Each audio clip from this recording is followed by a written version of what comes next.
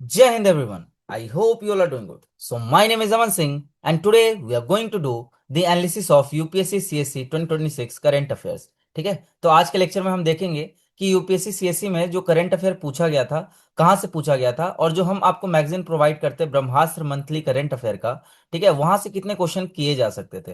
Right. अब देखो, video शुरू करने से पहले मैं आपको बताऊं कि सीएससी जो 2026 का है ना, जैसे हम जो मैगजीन बनाते हैं वो आपका सीएपीएफ, सीडीएस और जितने भी डिफेंस एग्जामिनेशन है उन सबको ध्यान में रखते हुए बनाते हैं। लेकिन आप देखोगे कि अराउंड 12 से 13 क्वेश्चन तो डायरेक्ट हिट मिल गए हमारे ब्रह्मास्त्र मैगजीन से, ठीक है, सीएससी 2026 में। और 8 से 10 क्वेश्चन हमने ऑलरेडी, जो आप देखोगे अचीव सीएपीएफ चैनल पे मंथली करंट अफेयर का प्लेलिस्ट है, जो मैं आपके लास्ट जनवरी 2025 से कवर करवा रहा हूँ। ठीक है, अभी हमारा चल रहा है जून 2026 चल रहा है। ठीक है, और हमने अब तक अप्रैल 2026 तक ब्रह्मास्त्र का वीडियो अपलोड कर दिया है। तो उस वाले प्लेलिस्ट में जाके देखोगे ना, अचीव सीएपीएफ के, तो उसमें मोस्ट ऑफ द क्वेश्चन, मतलब अगर मैं 4-5 क्वेश्चन हटा दूं तो most of the question doable थे। अब बहुत बच्चे आएंगे बोलेंगे कि सर पेपर बहुत टफ था, ठीक है, बाहर बैठ के बोलना आसान होता है। एक्सेप्टेड, अनडाउटेडली जो प्रेशर कंडीशन रहता है वहां पे बहुत स्ट्रेस होता है, बहुत बार चीजें याद नहीं आती है। और ना ही मैं ये क्लेम कर रहा हूँ कि आप एकदम जितना अगर मेरे से पढ़ लोगे तो सारा आपको याद ही रह जाएगा। इवन सीएपीएफ के लिए भी, ठीक है, अगर हम 100 चीजें पढ़ा रहे हैं, राइट, उसमें से जरूरी थोड़ी ना कि 100 का 100 आप याद कर लोगे और हम आपको बोल देंगे कि नहीं आपको तो करना चाहिए था। ऑब्वियस सी बात है, 100 में आपको 60 याद रह जाएगा, 50 याद रह जाएगा, इवन आफ्टर 2-3 रिवीजन। ठीक है, तो इसका क्या सॉल्यूशन है करेंट अफेयर का? देखो यार, मैं ऑब्वियसली बता रहा हूँ, यूपीएससी कहीं से भी घुमा के पूछता है। और इस बार देखोगे इतना एब्सर्ड पेपर बनाया गया था सीएससी का, तो कोई क्लेम ही नहीं कर सकता कि एकदम एग्जैक्ट एग्जैक्ट हमारे सोर्सेज से हिट कर गया। फिर भी अगर मान चलो हम सीएपीएफ को टारगेट कर रहे हैं, सीडीएस को टारगेट कर रहे हैं, और अराउंड 50% क्वेश्चन अगर हमारे मैगजीन से सॉल्वेबल थे, ठीक है, लॉजिक से और आपके जो मैगजीन के कंटेंट से, तो मतलब that is good credibility of any sources. ठीक है, तो इवन सीएससी के भी जो आपके करंट अफेयर के सोर्सेस रहते हैं उसमें भी लगभग इतने ही 50-60% के करीब ही कवरेज रहता है। तो इससे क्या पता लगता है कि ब्रह्मास्त्र मैगजीन पे आप रिलाई कर सकते हो। आप कोई भी एग्जामिनेशन दे रहे हो, ठीक है, जहां पे करंट अफेयर पूछा जाता है, नेशनल करंट अफेयर, वहां पे आप ब्रह्मास्त्र मैगजीन पे रिलाई कर सकते हो। तो एक एक करके हम लोग क्वेश्चन देख लेंगे। और सिर्फ मैं क्वेश्चन नहीं बताऊंगा क्योंकि ये एनालिसिस वीडियो है, ठीक है, तो ये मैं बताऊंगा कि क्वेश्चन को क्या आपको, मान चलो आपने वो न्यूज नहीं पढ़ा होता तो क्या आप चीजें सॉल्व कर सकते थे। क्योंकि देखो, examination is not about knowledge only और इन्फॉर्मेशन ओनली, और जो बच्चा पूरा रट के जा रहा है सिर्फ वही एग्जाम निकालेगा। एग्जामिनेशन आपके लॉजिक से भी निकलता है, एप्टीट्यूड स्किल से भी निकलता है। तो बहुत सारे इस बार सीएससी में, देखो अभी बाहर बैठ के थोड़ा सा इजी है मेरे को बताना, अनडाउटेडली जो एग्जाम हॉल में बैठा रहता है, ठीक है, इतना लॉजिक नहीं लग पाता है, राइट। लेकिन मैं फिर भी बता रहा हूँ कि जो लगाने वाले हैं ना वो वहां पे भी लगाते हैं, नहीं तो लोगों का 11,000 लोगों का कैसे क्लियर हो रहा होता है एग्जामिनेशन, ठीक है, इवन सीएपीएफ में भी इतने बच्चों का कैसे क्लियर हो रहा होता है। तो ऐसा नहीं है कि लोग लगा नहीं पाते हैं, बस बात वही होता है, जो काम रहता है, जो अपने पे ट्रस्ट रखता है, लास्ट मोमेंट पे कॉन्फिडेंस रखता है, ठीक है, तो कट ऑफ वैसे भी, अगर मान चलो पेपर ऐसा एब्सर्ड सा आ जाएगा जैसे इस बार सीएससी का एब्सर्ड सा पेपर है, तो कट ऑफ अनडाउटेडली डाउन जाएगी, है ना, 75 से नीचे ही रहने वाली है आपकी कट ऑफ। लेकिन अगर आप इसमें थोड़ा सा काम माइंड होके, थोड़ा सा एप्टीट्यूड और अपना लॉजिक डेवलप करके, और जो भी आपने पढ़ाई किया उस पर भरोसा दिखा के, अगर मान चलो 75, आप इजिली कट ऑफ क्लियर कर सकते हो। समझ आए? तो ये हमारा अप्रोच होता है, धीरे धीरे हम ओवर द टाइम ये सब सीखते हैं और डेवलप होता है। लेकिन स्टिल एक्सेप्ट कर रहा हूं मैं ये कि बाहर बैठ के बोलना और एग्जाम हॉल में देना, 2 घंटा जमीन आसमान का फर्क है। क्लियर? तो ये एनालिसिस का बिल्कुल भी ये मतलब नहीं है कि आप कर लिए थे, अगर ब्रह्मास्त्र आप करके गए थे तो एकदम सॉल्व कर ही लेते उस प्रेशर कंडीशन में। बस मेरा ये बताना है कि जो भी आप सोर्सेस फॉलो कर रहे हो, ठीक है, उसका कोई क्रेडिबिलिटी है भी या नहीं, मार्केट में वो यूजफुल है भी या नहीं। क्लियर हुआ? चलिए आगे बढ़ते हैं। तो सबसे पहला क्वेश्चन आप देखोगे बाफ्ता से आया था, और बाफ्ता हमने रिसेंटली अभी कवर किया था, है ना, 2026। मतलब क्या है कि यूपीएससी एकदम लेटेस्ट से उठाया क्वेश्चन। ठीक है, वैसे यूपीएससी का प्रीलिम्स आपके मई में होता है, तो ये ज्यादा चांसेस रहता है कि अप्रैल मिड तक ये टॉपिक को पिक करते हैं। ठीक है, अच्छा, इसमें ये भी देखा गया इस बार कि सीएससी में ना क्वेश्चन काफी पीछे के ही पूछे गए। मतलब आप समझ जाओ कि 6 से 7, वैसे जनरली 1 से 2 ही क्वेश्चन पूछा जाता है, मतलब 1 साल से पीछे का, लेकिन इस सीएससी में देखा गया कि 6 से 7 क्वेश्चन जो थे वो आपके कई कई साल पुराने न्यूज थे, राइट। तो ये भी आप एक्सपेक्ट नहीं कर सकते हो बच्चों से कि उतना पहले याद रहेगा, क्योंकि मैं भी देखो, मैं भी यार जनवरी 2025 से कवर करवा रहा हूँ, ठीक है, आपका मंथली करंट अफेयर, तो आपके most of the question solve हो जाते हैं अगर आप जनवरी 2025 से करके जाते याद रखते। बट क्या मैं सीपीएफ वाले बच्चों को बोलूंगा कि आप जनवरी 2025 से क्वेश्चन आया तो आपको करना चाहिए था? ऐसा नहीं है ना। जितनी चीजें याद रह जाती है उतना बच्चा कर लेता है। अदरवाइज हम क्या बोलते हैं, हमेशा एडवाइजेबल है कि आप एक साल का ही करके जाओ। एक साल में से जितना क्वेश्चन आ जाएगा वेल एंड गुड, नहीं आएगा तो वो बहुत कम लोग होंगे जिसको वो आ रहा होगा। समझ आया? अब जैसे ये क्वेश्चन था, पहले पढ़ते हैं। Consider the following statement with regard to the film Boong. The film has recently won the British Academy of Film and Television Arts, BAFTA इसको बोलते हैं, ठीक है, in the children's and family film category. Boong का बोला गया, ठीक है, और बुंग का हमने कवर भी किया था, राइट, कि बुंग को आपको क्या मिला है, best children and family film मिला है, ठीक है। तो ये हमारा पहला स्टेटमेंट क्या हो जाता है, सही हो जाता है। अच्छा, उसके बाद the film is directed by Lakshmi Priya Devi. तो आप देखोगे यहाँ पे, ठीक है, Boong is a Manipuri coming of age drama directed by Lakshmi Priya Devi. अगर इसको आप हाईलाइट करना चाहें तो हाईलाइट कर सकते हैं, ठीक है। तो अगर इन केस आपसे छूट गया ये, तो कहीं ना कहीं आपने थोड़ा ध्यान नहीं दिया है। ये मैंने अच्छे से कवर कराया ये न्यूज़, राइट। अच्छा, तो ये भी सेकेंड स्टेटमेंट में हमारा सही है। पहला दूसरा तो सही हो ही जाता, तो आप आराम से ये एलिमिनेट कर लेते, ये एलिमिनेट कर लेते। अच्छा, उसके बाद this is the first Indian film to win a BAFTA award in the children and family film category. तो ये भी स्टेटमेंट आपका सही है। अब इसका डायरेक्ट इसमें नहीं है statement, but this statement is correct. मतलब ये क्वेश्चन आपके पार्शियली तो सॉल्वेबल था ही, है ना, दो ऑप्शन तो आप इजिली एलिमिनेट कर ही पा रहे थे। तो इसका आंसर क्या हो जाएगा, ए, 1, 2 एंड 3। चलिए आगे देखते हैं हम न्यूज। फिर ये वाला क्वेश्चन देखते हैं हम लोग, which of the following statement about Dhruv 64 is are correct. So it is the third chip fabricated under the DIARV program with an overall aim processor to enable the creation of microprocessor for India। तो ये statement एकदम correct है, ठीक है। मतलब ये PIB से direct उठाया था आपके यूपीएससी ने, और हमने भी अपने मैगजीन में इसको कवर किया ही था। तो इसमें फर्स्ट कौन सा है आपका, JS32 वाला चिप है, ठीक है, JS32, फिर JS64, और उसके बाद आपका ध्रुव आया। तो आप जाके देखोगे ना वीडियो एक्सप्लेनेशन, जैसे बहुत बार मैगजीन में एज इट इज चीजें नहीं रहती है, लेकिन जब मैं वीडियो एक्सप्लेन करता हूँ ना तो दो चीजें एक्स्ट्रा बताता हूँ आपको, तो वहां पे आपको एक्सप्लेनेशन मिल जाएगी, ठीक है। और उसके बाद ये सेकंड स्टेटमेंट देखो, एज इट इज है, it is India first home grown 1.0 gigahertz 64 bit dual core micro processor. तो ये देख सकते हो यहाँ पे, India first fully indigenous 1.0 gigahertz 64 bit dual core micro processor. Clear हुआ? मतलब ये कहीं ना कहीं डायरेक्ट पीआईबी से उठा रहा है यूपीएससी आपके। इसका आंसर क्या हो जाएगा, सी, बोथ 1 एंड 2। तो इससे हमें क्या पता लगा कि एक तो आपको पीआईबी का ही न्यूज अच्छे से कवर करना है, ठीक है, और दूसरी चीज, कहां से पूछ रहा है, आपके एक साल के अंदर से पूछ रहा है, दिसंबर 2025 से। लेकिन फिर से पीआईबी क्या आपके लिए पॉसिबल है पूरे साल का पढ़ना खुद से? बहुत मुश्किल काम है, ठीक है। इसीलिए हम आपका काम आसान करके देते हैं और चीजें मैगजीन में कवर करा देते हैं। और मैगजीन को अगर आप वीडियो डिस्कशन के साथ कॉम्प्लीमेंट कर लोगे तो वीडियो के दौरान मैं बहुत चीजें एक्स्ट्रा बताता हूँ। जो बच्चे रेगुलर फॉलो करते होंगे उनको आइडिया होगा, बहुत चीजें मैं रिलेट करवाता हूँ, एक्स्ट्रा बताता हूँ, तो बहुत बार मेरी बताई हुई चीजों में से आ जाती है चीजें, ठीक है। मतलब मैगजीन में आपके भले नाम मेंशन हो, आप बोल सकते हो कि सर ये मैगजीन में कहाँ मेंशन था, बट मैगजीन में भी एक लिमिटेड स्कोप होता है ना, क्योंकि पेजेस कम रखने होते हैं, तो हम हर चीज मैगजीन में डाल नहीं सकते। बट इसलिए लाया जाता है वीडियो एक्सप्लेनेशन, जो 3-4 घंटे की होती है, जिसमें जितने भी इंपॉर्टेंट एस्पेक्ट होते हैं वो कवर कर लिया जाता है। इतना क्लियर हुआ? उसके बाद आइए आगे।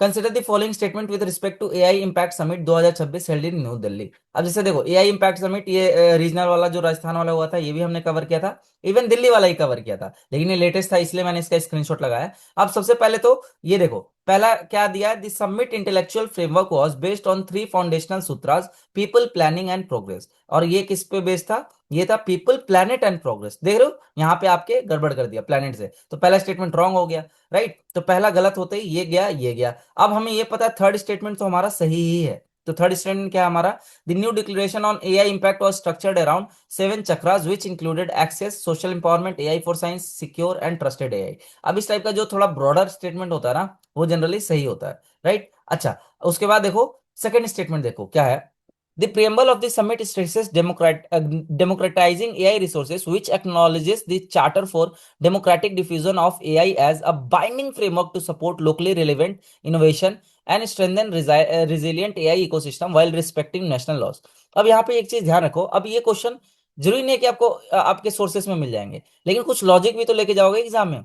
अब लॉजिक क्या है कि जो आपका डेमोक्रेटिक डिफ्यूजन ऑफ एआई है वो बाइंडिंग कैसे हो सकता है? एक जगह आप बोल रहे हो डेमोक्रेटिक डिफ्यूजन, एक जगह बोल रहे हो आप बाइंडिंग, ठीक है। तो ये बाइंडिंग वर्ड की वजह से ये गलत हो जाएगा स्टेटमेंट, राइट। तो आंसर क्या हो जाएगा हमारा, 3 ओनली। क्लियर हुआ? तो बहुत सारे क्वेश्चन मैं वही बता रहा हूँ, इवन आप सेकंड वैसे भी गलत कर देते तो आप यहाँ से सारे एलिमिनेट कर लेते, ये गया, ये गया, ये गया, तो आपका आंसर वैसे भी डी आ जाता, ठीक है। तो ये चीज याद रखना। फिर आगे आइए, consider the following statement about mission Sudarshan चक्र ऑफ इंडिया। अब इसको तो मैं लगभग 10-15 बार पढ़ा चुका हूँ, ये मिशन, ठीक है, ब्रह्मास्त्र मैगजीन में। जो भी फॉलो कर रहे हैं उनको आइडिया होगा, जो फर्स्ट टाइम देख रहे होंगे उनको लग रहा होगा कि सर ऐसी हवाई बातें कर रहे हैं, बट जो देख रहा है उनको पता है, ठीक है। सो पहला देखो, it aims to enhance India's air defence, ballistic missile defence and aerial offensive capabilities. सही बात है, ठीक है। The mission is being design to enhance rapid, precise and powerful defence responses, reinforcing India strategic autonomy. ये भी सही बात है। One of the aims of the mission is to cover all public places of India by an expanded nation wide security shield by 2035। अब देखो, इस type के statement ना आपको एग्जाम में ध्यान रखने होते हैं, क्योंकि देखो अगर आप ये सोर्सेस से हमारे पढ़ के जाओगे, ये ब्रह्मास्त्र में भी आपके कवर था सुदर्शन चक्र, तो इसमें क्या लिखा हुआ है। सबसे पहले तो मिशन सुदर्शन चक्र किस लिए, ऑब्जेक्टिव इसका क्या है, किस लिए आपको इंप्लीमेंट किया गया। So it provide comprehensive aerial protection for India critical infrastructure. यहां पे क्या लिखा है, ऑल पब्लिक प्लेसेस। आप वैसे भी लॉजिक लगाओ यार, गवर्नमेंट, एक तो मिशन सुदर्शन चक्र में हम जितने भी एयर डिफेंस सिस्टम डिप्लॉय कर रहे हैं उसकी कॉस्टिंग बहुत जाती है। तो ऐसा कैसे पॉसिबल है कि सारे पब्लिक प्लेसेस पे आप ये इसराइल थोड़े ना हम, इतनी छोटी कंट्री थोड़ी ना, इंडिया के लिए फिजिबल ही नहीं होगा कि हर जगह हम मान के चलो पूरा सुदर्शन चक्र लगा के बैठे, राइट। ऐसा हो सकता है कि बस स्टैंड पे आपके S-400 आपके लगा हुआ है। तो ये थोड़ा लॉजिकल भी क्वेश्चन होता है। अब इसको तो मैं बोल सकता हूँ, ये तो अगर आप एग्जाम में नहीं सोच पा रहे हो तो यार मतलब आपने अपनी एप्टीट्यूड डेवलप ही नहीं की है। तो ये थर्ड स्टेटमेंट आपका गलत हो जाएगा, ऑल पब्लिक प्लेसेस से। और वैसे भी ये पढ़ के गए होते तो यहाँ पे क्या लिखा है, क्रिटिकल इंफ्रास्ट्रक्चर के लिए, जैसे जो हमारे न्यूक्लियर प्लांट होते हैं, ठीक है, या फिर गवर्नमेंट के कुछ इंपॉर्टेंट बिल्डिंग्स होते हैं, प्रेसिडेंट हाउस हो गया, इस टाइप के जो हमारे क्रिटिकल इंफ्रास्ट्रक्चर है ना, जहां से इंडिया के इकोनॉमी को इजिली क्रिपल किया जा सकता है या इंडिया में इंस्टेबिलिटी फैलाया जा सकता है, वैसे जगह पे सिक्योरिटी प्रोवाइड करेगा आपका सुदर्शन चक्र। तो इसका आंसर क्या हो जाएगा, थर्ड गलत होते ही ये गया and first and two is correct, right. फिर आइए आगे, consider the following statement about multi dimensional poverty index. अच्छा, ये वाला जो न्यूज है हमने ब्रह्मास्त्र प्लस, आपको पता होगा, ठीक है, वहां पे हमने एक एक्स्ट्रा एज डॉक्यूमेंट दिया हुआ है। एक्स्ट्रा एज डॉक्यूमेंट में ये सारी चीजें आपके ऐसे कवर्ड है, ठीक है। तो अब देख लेते हैं, जैसे MPI is calculated using Alkire Foster methodology. चलो एक बार को आप मान चलो आपने ये मेथडोलॉजी नहीं सुना है, हालांकि ये स्टेटमेंट सही है, ठीक है। और इवन एमपीआई, ग्लोबल एमपीआई जो है और इंडियन एमपीआई है, इंडिया का अलग निकालती है नीति आयोग, ठीक है, जिसमें बस डिफरेंस यही रहता है कि यहाँ पे 12 इंडिकेटर यूज करती है नीति आयोग, ग्लोबल वाले में 10 इंडिकेटर यूज हो रहा होता है, इतना ही डिफरेंस है, ठीक है। बाकी मेथोडोलॉजी दोनों मोर और लेस सेम ही यूज करते हैं। तो पहला तो सही हो गया। अच्छा, दूसरा, एमपीआई कैल MPI calculated by NITI Aayog has a total of 12 indicators. एकदम सही बात है ना, नीति आयोग आपके 12 इंडिकेटर यूज कर रही होती है। कहाँ मिलेगा, यहाँ पे देखो लिखा हुआ है, जैसे अबाउट नेशनल एमपीआई में it written 10 original indicator of the GPI. तो जो आपके ग्लोबल एमपीआई में है वो तो रहेगा ही इसमें 10, प्लस इसमें दो एडिशनल कौन से आ जाते हैं, maternal health and bank account, मतलब ये दोनों आपके अलग है नेशनल एमपीआई में फ्रॉम ग्लोबल एमपीआई, ठीक है। अब थर्ड स्टेटमेंट देखिए, maternal health and bank account are common indicator of the MPI of NITI Aayog and MPI of United Nation Development Programme. गलत है ना, अभी हमने देखा ये सिर्फ नीति आयोग वाले में है। तो थर्ड स्टेटमेंट गलत होती, ये गया, ठीक है। और आपका आंसर क्या हो जाएगा, 1 एंड 2, ए 1 एंड 2 हो जाएगा। समझ आए, तो यहां से आप इजिली सॉल्व कर सकते थे। आगे आइए। अब आप ये नहीं बोल सकते ना कि सर ये एग्जाम में ये टफ होता है, यहाँ बोलना आसान है, नहीं, इस टाइप के क्वेश्चन तो आपको सॉल्व करके आना है यार, कंपटीशन में बैठे हो। तो ऐसा भी नहीं है कि एकदम हम छूट दे दें और पूरा ही यूपीएससी ब्लेम कर दें। अनडाउटेडली पेपर एब्सर्ड बहुत ज्यादा है इस बार का, बहुत ही ज्यादा, मतलब कुछ भी पूछा है इन्होंने, लेकिन स्टिल करंट अफेयर डुएबल थे। ऐसा आप नहीं बोल सकते कि करंट अफेयर बिल्कुल डुएबल नहीं थे। अच्छा, ये सागरमाला परियोजना के बारे में एक बार देख लेते हैं। Consider the following statement with reference to Sagarmala programme of the government of India. अब देखो, अब स्टेटमेंट ना थोड़ा सा आराम से काम माइंड में पढ़ना चाहिए। अब मान चलो मैं ये नहीं देख रहा हूँ सोर्सेस, वैसे हमारे सोर्सेस में कवर्ड है ये, ठीक है, पूरा सागरमाला परियोजना पे पूरा एक पेज ही हमने डेडिकेट किया है यहाँ पे, लेकिन मान चलो आपने नहीं भी पढ़ा है, स्टिल देखते हैं एक बार स्टेटमेंट पढ़ के। The Sagarmala programme seeks to achieve port led economic growth through cost effective and sustainable coastal infrastructure. बात सही है, ठीक है, सागरमाला प्रोग्राम है तो ऑब्वियस सी बात है कि पोर्टलेट इकोनॉमिक ग्रोथ की बात करेगा, और उसमें भी कॉस्ट इफेक्टिव की बात होगी और सस्टेनेबल कोस्टल इंफ्रास्ट्रक्चर की बात होगी ही, ठीक है। तो मतलब ये स्टेटमेंट सही है, काफी जनरल स्टेटमेंट है, और इस टाइप के स्टेटमेंट को आपको गलत करना ही नहीं है। अच्छा, दूसरा ये, The success of the Sagarmala program is reflected in significant growth in coastal and inland waterway shipping along with improved global port rankings। तो अब ये भी सही बात है, सागरमाला प्रोग्राम की वजह से हमारा जो इनलैंड वाटरवे शिपिंग है ये काफी इंप्रूव हुआ है, ठीक है। यहाँ पे आप डॉक्यूमेंट में देखोगे तो यहाँ पे मेंशन है, ग्लोबल पोर्ट रैंकिंग में हमारे 9 Indian port are among the world's top 100 with Vizag in the top 20 container port globally. फिर उसके बाद देखो, it fostered innovation and entrepreneurship in India's maritime sector. अच्छा, उसके बाद यहाँ पे देखोगे आप, यहाँ पे इनलैंड वाटरवेज में 700% सर्ज देखने को मिला है, cargo movement, easing congestion on roads and railway. इससे पता लग रहा है कि हमारा इनलैंड वाटरवे इंप्रूव हुआ है। ठीक है, तो second statement is also correct, और ये कहीं ना कहीं फर्स्ट स्टेटमेंट को एक्सप्लेन कर रहा है। अच्छा, तीसरा आ जाओ। Sagarmala 2.8 aims to position India as a global maritime innovation hub aligned with Atmanirbhar Bharat and विकसित भारत 2047 विजन। तो ये 2.0 वाला जो स्कीम था, ये कहीं ना कहीं विकसित भारत 2047 विजन के अलाइन कर रहा था। तो ये भी जनरल स्टेटमेंट है। अब आ जाओ, जैसे हम इस ऑप्शन पढ़ते हैं। पहला ऑप्शन क्या है? Statement to validate the effectiveness of the strategies in vision in statement one. एकदम सही बात है ना? देख रहे हो, ये दूसरा भी जो है, ये कहीं ना कहीं पहले को एक्सप्लेन कर रहा है। उसके बाद statement three extend the objective of statement one by embedding them into a future oriented innovation framework. ये भी सही है।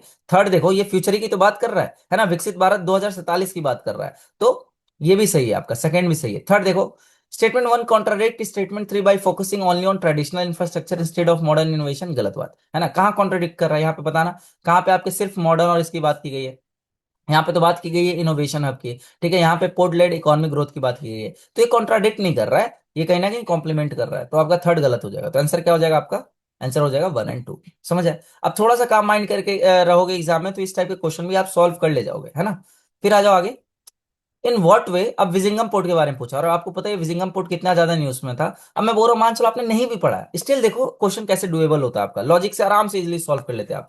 अब देखो, in what way does the Vizhinjam international seaport represent a structural shift in India's maritime trade and logistic policy? पहला, by functioning exclusively as a domestic cargo hub to reduce reliance on coastal shipping and eliminate the need for foreign collaboration। देखो, ये चीज अभी एक बार को hold को पे रखो। उसका दूसरा देखो, by focusing primarily on passenger cruise tourism. अभी हमने देखा विजिंगम पोर्ट जो है आपका क्या है? ट्रांसशिपमेंट पोर्ट है, इंडिया का इकलौता ट्रांसशिपमेंट पोर्ट। इससे पहले हम लोग कहाँ पे, हमारा हम कहाँ पे अपने सामान को अनलोडिंग करवाते थे? सिंगापुर में लोडिंग अनलोडिंग करवाते थे, ठीक है। इसीलिए हमारी जो कॉस्टिंग होती थी बहुत बढ़ जाती थी, एक्सपोर्ट और इम्पोर्ट कॉस्ट। ठीक है, अब ट्रांसशिपमेंट पोर्ट की वजह से क्या हो गया कि हमारी डिपेंडेंसी कम हो गई है। अब जो बाहर से सामान आएगा डायरेक्ट हमारे पोर्ट पे आएगा, और उसके बाद इंडिया के इंटरनल टेरिटरी में डिलीवर कर दिया जाएगा। सो ये क्रूज टूरिज्म पे फोकस नहीं कर रहा। तो सेकंड गलत, सेकंड गलत, तो ये गया, ये गया। अच्छा, उसका देखो, by leveraging its natural deep draft and strategic location to reduce dependence on foreign transshipment port। अब देखो ये सही है, enhance revenue retention and reposition India in regional maritime trade। तो अब या तो वन सही हो सकता था या थ्री ओनली हो सकता था, ठीक है। तो थ्री ओनली हमारा सही है, वन क्यों नहीं सही है? क्योंकि ये बोल रहा है डोमेस्टिक कार्गो हब पे फोकस कर रहा है, और ये आपके रिड्यूस कर रहा है और reliance on coastal shipping and eliminate. यार फॉरेन कोलैबोरेशन को एलिमिनेट कोई क्यों करेगा? मैं बोल रहा हूँ कि इंडिया कितना भी सेल्फ रिलायंट बन जाए, ठीक है, लेकिन वही होता है ना कि there is no limit for becoming best. Best का कोई लिमिट नहीं होता है। अभी आप बोल सकते हो कि मैं I am in the best version, आज से 3 साल बाद बोलोगे कि उस टाइम पे आप बेस्ट वर्जन में हो। तो बेस्ट का कोई अपर लिमिट नहीं होता, ठीक है। तो अगर इंडिया ने अचीव कर भी लिया, मान चलो सेल्फ रिलायंस, तब भी ये एलिमिनेट क्यों करेगा फॉरेन कोलैबोरेशन? इंडिया तो करेगा ही ना, ताकि और डे बाई डे हम लोग इंप्रूव करें, मॉडर्न टेक्नोलॉजी इंटीग्रेट करें। समझ है? तो पहला स्टेटमेंट वैसे भी गलत हो जाएगा लॉजिकली, अगर आप सोचोगे तो। आगे आइए, अब बाकी न्यूज आप पढ़ लोगे तो वैसे भी काम हो जाना है। फिर देखो, which one of the following correctly represent the three key sub indices of the financial inclusion index of the Reserve Bank of India? ये भी हमने कवर किया था, ठीक है, अपने ब्रह्मास्त्र में। अब इसमें डायरेक्ट डायरेक्ट आपको क्वेश्चन नहीं मिलेगा, इसमें आप पहले पढ़ लोगे ना ये न्यूज। जैसे यहाँ पे Panch Jyoti five strategic pillar क्या क्या था? Universal access to affordable financial services. तो एक्सेस तो आपको पता लग गया कि एक्सेस तो होना ही है यहाँ पे, ठीक है। तो मतलब ये और ये में से ही आंसर होगा हमारा, ये गलत हो गया, ठीक है। उसके बाद gender sensitive and resilient focused inclusion, integrated of livelihood skills and inclusion, financial education as behavioral transformation and strong consumer protection and grievance redressal. अब ये सारे जो आपके पंच ज्योति स्ट्रैटेजीज हैं, ठीक है, या आपके 5 पिलर्स हैं, ये किस किस ऑप्शन में फिट बैठ रहे हैं? तो देखो, यहाँ पे अफोर्डेबिलिटी की बात कर रहा है, ट्रांसपेरेंसी की बात कर रहा है, ठीक है, और यहाँ पे यूसेज की बात कर रहा है, क्वालिटी की बात कर रहा है। तो आपको नहीं लगता ज्यादा ऑप एप्ट सी होगा, यूसेज एंड क्वालिटी? क्योंकि ट्रांसपेरेंसी एंड अफोर्डेबिलिटी के लिए और भी हमारे पास स्कीम्स अदर हैं, ठीक है। जैसे ये पढ़ोगे तो financial education as behavioural transformation, मतलब हम कहीं ना कहीं क्वालिटी को बढ़ाने का बात कर रहे हैं, ठीक है। और उसके बाद यूसेज, यूसेज में हम यहाँ पे universal access to affordable financial services provide कर रहे हैं, ठीक है। तो हमारा आंसर क्या हो जाएगा इसमें? हमारा आंसर हो जाएगा एक्सेस, यूजेज एंड क्वालिटी। बाकी डायरेक्ट मैं ये नहीं बोलूंगा कि एग्जाम में इसको पढ़ के डायरेक्टली आप सॉल्व कर ही सकते थे, बट कवर हमने किया था, ठीक है। इन्होंने सब इंडिसेस में से क्वेश्चन पूछ दिया था, और वही भैया यूपीएससी है ना। उसका देखो, इन स्पेस। अब ये देखो, ये वाला क्वेश्चन देखो आप, इसमें तीन स्टेटमेंट है और तीनों ही स्टेटमेंट हमारे ब्रह्मास्त्र में कवर्ड है। ठीक है, पहला स्टेटमेंट क्या है? The Indian national space promotion and authorisation centre is an autonomous agency form to facilitate participation of private entities. सही बात है। इन स्पेस हमारी क्या है? इन स्पेस स्टैब्लिश की गई 2020 में। ये हमारी एक ऑटोनोमस एजेंसी है जो कि ऑपरेट करती है as a single window independent nodal agency under the department of space. और इसका काम ही है कि जो हमारी प्राइवेट एंटिटीज है या नॉन गवर्नमेंट एंटिटीज है, उनका पार्टिसिपेशन बढ़ाना, इंकरेज करना स्पेस सेक्टर में। क्लियर हुआ? तो पहला स्टेटमेंट आपका एकदम सही है। तो ये आप B 2 and 3 एलिमिनेट कर लो। फिर आ जाओ, Agnikul Cosmos launch the world first flight using 3D printed rocket engine. तो ये भी बात सही है, यहाँ पे आप देख सकते हो। ठीक है, जो अबाउट अग्निकुल कॉस्मोस, जिन्होंने पहली मतलब फर्स्ट 3D प्रिंटेड इंजन बनाया था। ठीक है, तो यहाँ पे देख सकते हो, ये सेकंड स्टेटमेंट भी क्या हो जाएगा आपका? करेक्ट हो जाएगा। फिर देखो, Skyroot aerospace has develop liquid fuel for GSLV। नहीं, ये गलत है। स्काईरूट ने किसने को डेवलप किया? स्काईरूट यहाँ पे देख सकते हो, स्काईरूट ने डेवलप किया विक्रम 1 को। ठीक है, सो इस ये स्काईरूट एरोस्पेस द्वारा डेवलप किया गया। तो इस न्यूज से ये वाला स्टेटमेंट हमारा क्या हो जाएगा? गलत हो जाएगा, थर्ड गलत हो जाएगा। तो आंसर क्या हो जाएगा हमारा? 1 and 2। क्लियर हुआ इतना? फिर आओ आगे। विच of the following statement with regard to India's indigenous new high resolution weather model, the Bharat forecast system is are correct। अब देखो, भारत फोरकास्ट सिस्टम के बारे में हमारे, ये देखो जो हम मंथली कटआउट देते हैं यहाँ पे आराम से कवर्ड है ये। World first indigenously developed high resolution Bharat forecast by IITM। IITM क्या है आपका? Indian institute of tropical meteorology Pune. ठीक है, तो मतलब सेकंड स्टेटमेंट देखते ही गलत हो गया, it was developed by IIT Delhi. नहीं, ये क्या है हमारा? IITM पुणे है। ठीक है, जो मेट्रोलॉजिकल टेक्नोलॉजी है, ये काइंड ऑफ आपका IIT के ही लेवल पे होता है in the field of metrology. So Indian institute of tropical metrology has developed this Bharat forecast system. अच्छा, पहला स्टेटमेंट देख लो, तो सेकंड तो गलत हो गया। तो सेकंड गलत होते ही बोथ खत्म और ये खत्म। ठीक है, अब देखेंगे one only or neither 1 and 2 में। तो इसका क्या ऑब्जेक्टिव है? Generate forecast at panchayat cluster level. देख लेते हैं, एक बार पढ़ लेते हैं न्यूज। ठीक है, तो यहाँ पे क्या लिखा हुआ है? हाँ, the cutting edge system enhances India's weather prediction resolution from 12 kilometre to 6 kilometre, enabling every village in India to access more precise and location specific forecast। Clear हुआ? तो मतलब पहला स्टेटमेंट क्या हो जाएगा? सही हो जाएगा आपका। तो A is the correct answer. आगे आइए। Which of the following statement with regard to India's deep mission is are correct. अब ये देखो, ये वाला जो न्यूज है ना, मैंने कम से कम 5-6 बार कवर कराया था। इवन आपके मार्च में, मार्च 2025 में कवर कराया इसको, जून में कवर कराया 2025 में। ठीक है, उसका फिर अगस्त में कवर कराया। तो समुद्रयान प्रोजेक्ट के बारे में अच्छे से कवर कराया था। और ये पहला स्टेटमेंट आप देखते ही गलत कर दोगे, क्योंकि ये कौन थी? Ministry of earth science. तो मैंने पढ़ा है, मुझे पता है, और जिन्होंने पढ़ा है उन्हें भी पता है। तो पहला गलत करते ही देखो आपका आंसर आ गया। देख रहे हो? तो ये डायरेक्टली एलिमिनेशन होता है। और CSC का आप पैटर्न भी देखोगे ना, तो आप खुद PYQ एनालाइज करके देखना, मेरी बातें मत सुनो आप। ठीक है, ministry most of the time 90% cases में UPSC गलत ही देता है। तो ये आप एक एज एन एलिमिनेशन ले सकते हो, अगर मान चलो आपकी जो नंबर ऑफ अटेम्प्ट है वो कम है तो। ठीक है, बाकी यहाँ पे देख लो, यहाँ पे क्या दिया है? Matsya 6000 has been design to carry 3 people for deep sea exploration. यहाँ पे देखोगे न्यूज तो थोड़ा ब्लर होगा। ये देखो, Samudrayaan project where India plan to send 3 humans to depth of 6000 metre by 2027। तो ये स्टेटमेंट हमारा क्या हो जाएगा? ये हमारा सही हो जाएगा। ठीक है, उसका Samudrayaan is a project under this mission, वही तो हम बात कर रहे हैं। समुद्र में ये जो मत्स्य के अंदर आपके समुद्रयान है ना। So this statement is also correct. बाकी ये न्यूज मैंने बहुत डिटेल में कवर कराया हुआ है आपके मंथली करंट अफेयर में। तो इसका आंसर क्या हो जाएगा? फर्स्ट गलत होते ही 2 and 3। अब देखो, ये तो था हमारा जो डायरेक्ट सोर्सेस हमें मिल गए, जो हमने कवर किया। अब ये सारे न्यूज ना मैंने मंथली करंट अफेयर में कवर कराया है, लेकिन ब्रह्मास्त्र में आपको नहीं मिलेंगे। क्यों नहीं मिलेंगे? क्योंकि ब्रह्मास्त्र हम कहाँ से बना रहे हैं? अगस्त से बना रहे हैं। अगस्त 2025 से हमने ब्रह्मास्त्र को कवर किया है। लेकिन मंथली करंट अफेयर तो हम जनवरी से कवर करवा रहे हैं, और उस टाइम भी हम PIB वगैरह सब कवर कराते थे। तो मोइदाम्स मैंने पढ़ा है। ठीक है, इसको इसलिए मैंने ये सारे सोर्सेस नहीं लगाए, क्योंकि ये पता है आपको, ये जो भी पढ़ा हुआ है उसको पता है मोइदाम्स। और ये इजिली सॉल्वेबल भी था, जो UPSC में क्वेश्चन पूछा था किस लिए बनाया गया था। ये आपका एक ब्यूरियल माउंट था अहोम किंगडम के टाइम पे। ठीक है, ब्यूरियल माउंट, ये चीज याद रखना। तो ये क्वेश्चन आया था एक। फिर दूसरा क्वेश्चन ग्रीन हाइड्रोजन मिशन से आया था। तो ग्रीन हाइड्रोजन मिशन भी हमने मल्टीपल टाइम कवर किया था, और ये भी क्वेश्चन आपके सॉल्व हो जाता है ना UPSC में जाके, आप देखोगे CSC का पेपर, तो वहाँ पे सॉल्वेबल था। फिर नेशनल क्वांटम मिशन, ये भी कवर्ड था। ठीक है, आपके मंथली करंट अफेयर में। ब्रह्मास्त्र में आपको डायरेक्टली नहीं मिलेगा। ठीक है, लेकिन नेशनल क्वांटम मिशन पुराना मिशन है। तो ये चीज हम लोगों ने मंथली करेंट अफेयर में कराया हुआ है। नोबेल पीस प्राइज एक पूरा डेडिकेटेड वीडियो ही आपके अवेलेबल है, चाहो तो जाके देख सकते हो, ठीक है। इसी सेम अचीव सीएपीएफ के चैनल पे मेरे द्वारा नोबेल प्राइज का एक डेडिकेटेड वीडियो लाया हूँ 1 घंटे का। और वो बहुत पहले अपलोडेड था, है ना, लास्ट ईयर आपके मान चलो अगस्त सितंबर के टाइम पे, उससे पहले आई थिंक अपलोड हो गया था, जुलाई के टाइम पे अपलोड हो गया था। क्लियर। तो ये चीज आप जाके देख सकते हो। और लेकिन इस बार आप देखो, वही मैं बता रहा हूँ, लेकिन फिर भी वो नोबेल प्राइज प्राइज देख भी लोगे ना आप, तो कवर नहीं होगा आपके। मतलब ये जो एग्जाम में क्वेश्चन पूछा था ना, वो चीज तो सॉल्व नहीं होता। क्यों नहीं सॉल्व होता? क्योंकि यूपीएससी देखो, मतलब इन लोगों को नॉर्मल क्वेश्चन नहीं बनाना है, मिस्टर एक्स करके पूछा था सवाल। अब ये बताओ यार, हम ये याद रखें कि किसको नोबेल प्राइज मिला है और किस चीज के लिए मिला है, या फिर ये याद रखें कि वो किस देश में पैदा हुआ है और किस यूनिवर्सिटी से पढ़ाई किया? कितना मतलब, आपको सोचो, लॉजिक यहां से खत्म कर दिया यूपीएससी ने। मतलब जितना पहले लोगों को रिस्पेक्ट था यूपीएससी के लिए, इस टाइप के इस बार क्वेश्चन देके ना रिस्पेक्ट खत्म कर दिया यार। आप सोचो ना, कौन पेपर सेट कर रहा है? Mister x, literally mister x. अच्छा, मिस्टर एक्स पूछता भी, ये भी एक तरीका होता है क्वेश्चन बनाने का। बट मिस्टर एक्स आप पूछ भी रहे हो तो ये पूछो ना किस चीज के लिए मिला है। आप ये कैसे पूछ सकते हो कि किस देश में वो पैदा हुए हैं, किस यूनिवर्सिटी से पढ़ाई किए हैं?